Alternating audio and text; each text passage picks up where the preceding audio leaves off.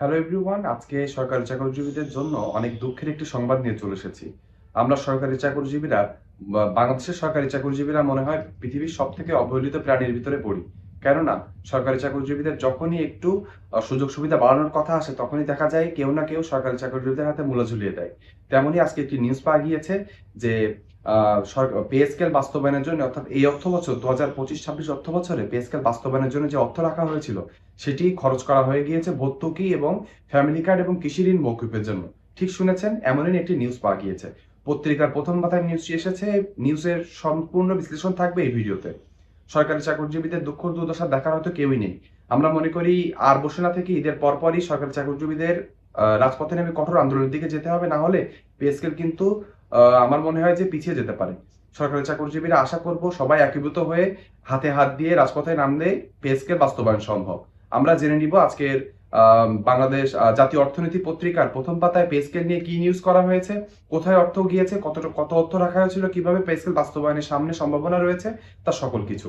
তাহলে চলুন দেরি না করে আমরা ভিডিওর মেন অংশে চলে যাই এবং নিউজটি ভালোভাবে জেনে নিই। তার আগে বলবো যে আমার ইউটিউব চ্যানেলটি যারা এখনো সাবস্ক্রাইব করেনি তারা সাবস্ক্রাইব করে নেবেন, কেননা সামনে কঠোর আন্দোলন আসছে, সেই আন্দোলনের সকল আপডেট পেয়ে যাবেন আমার ইউটিউব চ্যানেলের মাধ্যমে। আমার ভিডিওতে একটি লাইক করে দিবেন এবং কমেন্ট বক্সে আপনার যৌক্তিক মন্তব্য লিখতে ভুলবেন না। অবশ্যই লিখবেন যে অন্তর্বর্তীকালীন সরকার হোক, নতুন নির্বাচিত সরকার হোক, সবাই কেন সরকারি চাকরিজীবীদের হাতে মূল্য ঝুলিয়ে দেয় ব্যস্ত। তাহলে চলুন দেরি না করে আমরা ভিডিও মেন অংশে চলে যাই। হ্যালো এভরিওয়ান, আমরা কম্পিউটার স্ক্রিনে চলে এসেছি। এখন আমরা জেনে নিব সরকারি চাকরিজীবীদের জন্য একটি চরম দুঃখের সংবাদ হচ্ছে যে পে স্কেলের টাকা যাচ্ছে ভর্তুকি ও ঋণ মওকুফে।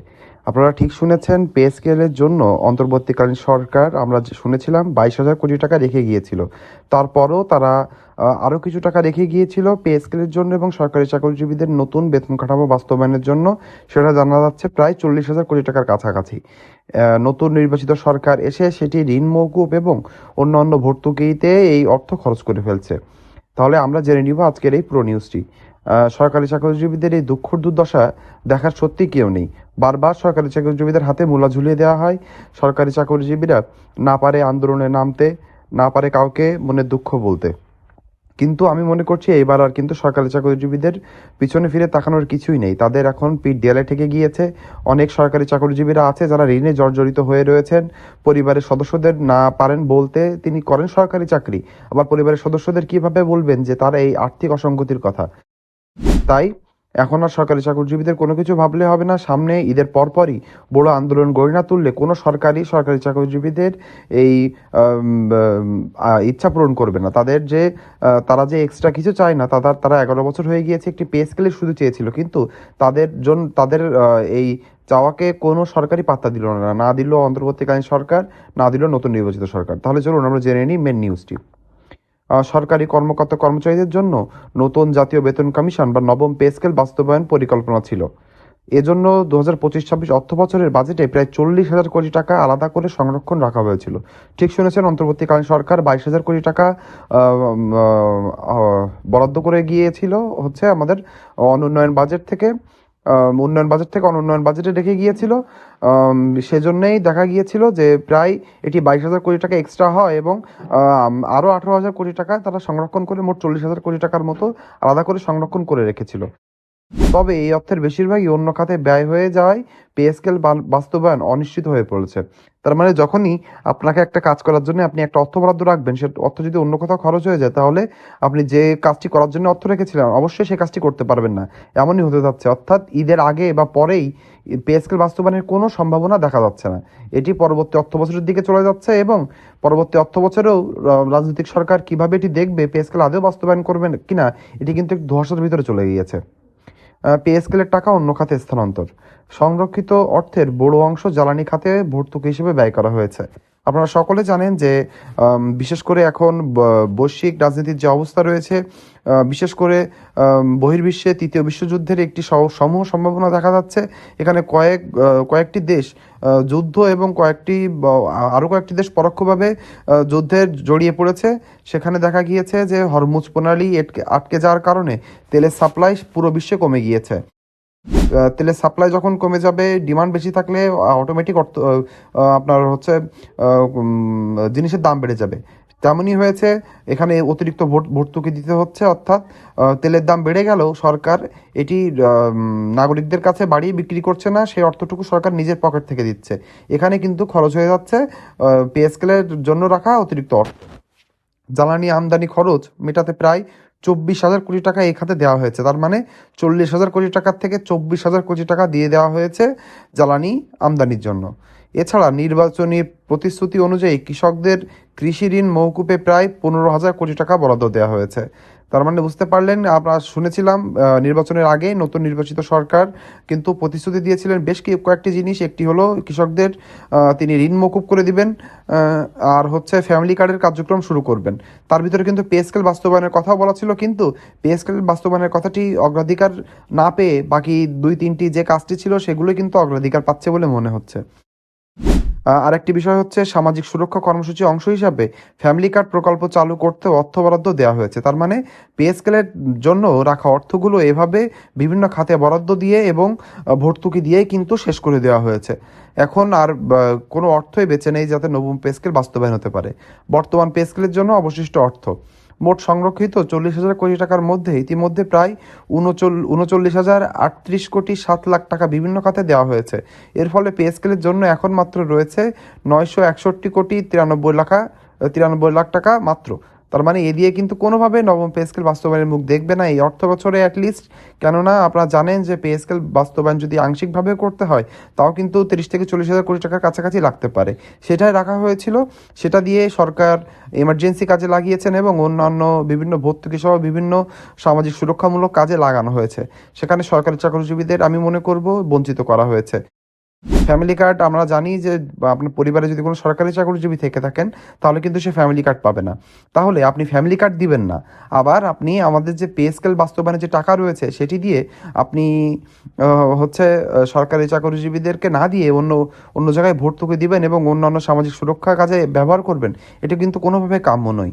আমরা মনে করি যে সরকারি চাকরিজীবীদের এখন আর পিছনে ফিরে তাকানোর কোনো কিছুই নেই। এবার তাদেরকে সামনে আগাতে হবে, রাজপথে নামতে হবে এবং তাদের যে দীর্ঘদিনের অধিকার রয়েছে সেটি আদায় করে তাদের রাজপথ ছাড়তে হবে। অর্থাৎ এই অল্প টাকা দিয়ে যে অর্থ অবশিষ্ট রয়েছে একদম অল্প অর্থ দিয়ে সম্পূর্ণ বেতন কমিশন বা বেতন কাঠামো বাস্তবায়ন করা প্রায় অসম্ভব, প্রায় না অসম্ভবই। এখন আমরা শেষ অংশে এসে আরেকটু জেনে নিব কেন পে স্কেল পিছিয়ে যাচ্ছে। আন্তর্জাতিক পরিস্থিতি ও মধ্যপ্রাচ্যের সংঘাতের কারণে বিশ্বজুড়ে জ্বালানি বাজারে অস্থিরতা তৈরি হয়েছে। তেল, এলএনজি ও এলপিজির দাম বেড়ে যাওয়ায় বাংলাদেশের জ্বালানি আমদানি ব্যয় অনেক বেড়েছে। ফলে সরকারকে জ্বালানি খাতে অতিরিক্ত ভর্তুকি দিতে হয়েছে, যা বাজেটের অগ্রাধিকার বদলে দিয়েছে। তার মানে বুঝতে পারলেন এটা কিন্তু অনাকাঙ্ক্ষিত ব্যয় হয়ে গিয়েছে সরকারের। সরকার নতুন এসেছে ক্ষমতায় এবং এসেই বৈশ্বিক যে অস্থিরতা রয়েছে তার কারণে কিন্তু জ্বালানি তেলের দাম বেড়ে গিয়েছে এবং জ্বালানি যখনই বেড়ে যাবে তখন কিন্তু যদি সেটি জনগণের উপরে না যায় তাহলে কিন্তু সরকারকে এভাবেই কোনো না কোনো জায়গা থেকে অর্থ বরাদ্দ করে সেটি মিটাতে হবে। এখন আমরা জেনে নিব নতুন যে আমাদের নির্বাচিত সরকার আছে তার অবস্থান। অর্থ বিভাগের কর্মকর্তাদের মতে বর্তমান বাজেটে কাঠামোর মধ্যে নতুন বেতন কমিশন বাস্তবায়ন করা বাস্তবসম্মত নয়।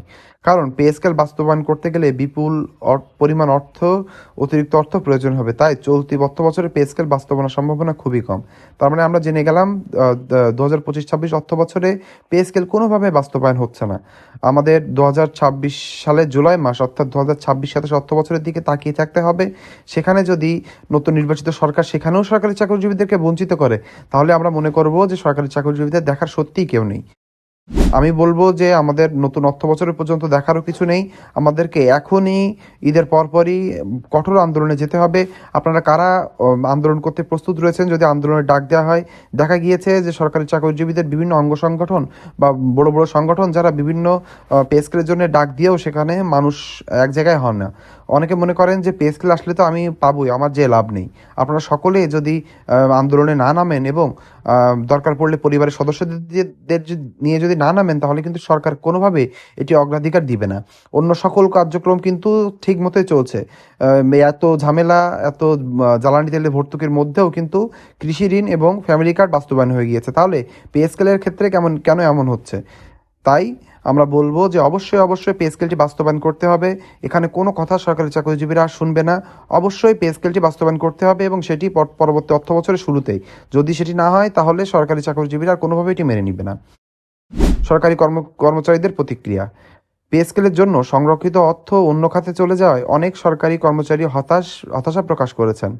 তারা মনে করছেন পুরো কমিশন বাস্তবায়ন না হলেও আংশিক বেতন বৃদ্ধি বা কিছু সুবিধা দেওয়া যেতে পারে। আমরা কিন্তু বারবারই বলেছি যে আমাদের সরকারি চাকরিজীবীদের কোনোভাবেই সম্পূর্ণ সুযোগ সুবিধা একবারে দিতে হবে না। আমরা জানি যে অনেকগুলো অর্থর প্রয়োজন রয়েছে নতুন পে স্কেলটি বাস্তবায়ন করতে। আমরা সেখানে একমত হয়েছিলাম যে আপনারা অল্প কিছু সুযোগ সুবিধা দিয়ে শুরু করুন, অন্তত বেসিকটা দিয়ে শুরু করা যেতে পারে সরকারি চাকরিজীবীদের এবং পেনশনারদের জন্য। তাহলে দেখা যাবে সরকারি চাকরিজীবীরাও মনে করবে যে না, নবম পে স্কেলটি ধীরে ধীরে হলেও এটি বাস্তবায়নের মুখ দেখছে। অন্যদিকে সরকারকেও একবারে অনেক অর্থের প্রয়োজন পড়বে না। এজন্য আমরা কিন্তু আংশিক বাস্তবায়নের দিকে এগোচ্ছিলাম, কিন্তু আমাদের নতুন নির্বাচিত সরকার এই অর্থ অন্য জায়গায় ব্যয় করে সরকারি চাকরিজীবীদের মধ্যে কিন্তু হতাশার সৃষ্টি করেছেন। তারা মনে করছেন বিশেষ করে উচ্চ মূল্যস্ফীতির সময়ে সামান্য বেতন বৃদ্ধি হলেও তা কর্মচারীদের জন্য কিছুটা স্বস্তি বয়ে আনবে। তার মানে আমরা জেনে গেলাম সর্বশেষ আপডেট, কেন পে স্কেলের টাকা অন্য জায়গায় চলে গেল এবং পে স্কেল কেন এই অর্থ বছরে বাস্তবায়ন হবে না।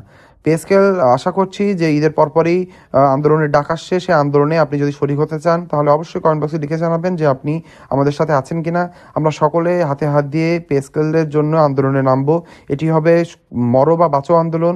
আমাদের পে স্কেল দিতেই হবে। আমাদের সরকারি চাকরিজীবীদের দীর্ঘদিনের আশা আকাঙ্ক্ষা আমরা বাস্তবায়ন করেই ছাড়বো। আপনি যদি আমার সাথে একমত হয়ে থাকেন অবশ্যই কমেন্ট বক্সে লিখে জানাবেন। পে স্কেল রিলেটেড যে কোনো ধরনের আপডেট, সামনে আন্দোলনের আপডেট পেতে হলে আমার ইউটিউব চ্যানেলটিকে সাবস্ক্রাইব করতে হবে, ভিডিওটিতে একটি লাইক করতে হবে এবং কমেন্ট বক্সে আপনার যৌক্তিক মন্তব্য লিখতে ভুলবেন না। আজকের ভিডিওটি এ পর্যন্তই। সকলে ভালো থাকবেন। ধন্যবাদ।